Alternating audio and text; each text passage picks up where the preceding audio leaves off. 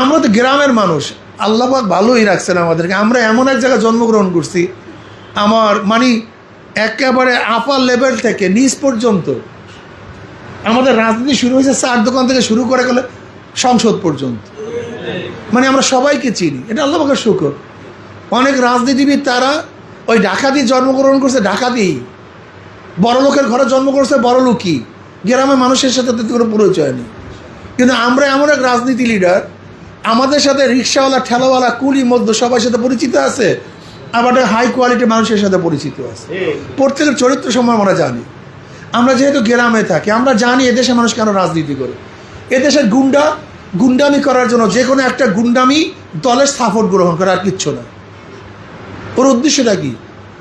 একটা ডাকাত সে একটা দলের সাপোর্ট গ্রহণ করে ডাকাতি করার জন্য, একটা চোর একটা দলের সাপোর্ট করে চুরি করার জন্য, একটা চাঁদাবাজ ওই সমস্ত দলের সাপোর্ট করে কিসের জন্য?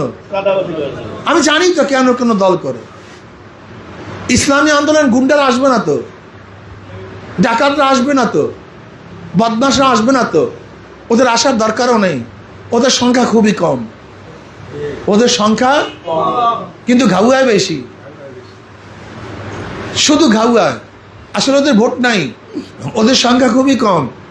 ভালো মানুষের সংখ্যা অনেক বেশি, কিন্তু মানুষ চুপচাপ থাকে, আসে না রাস্তায়।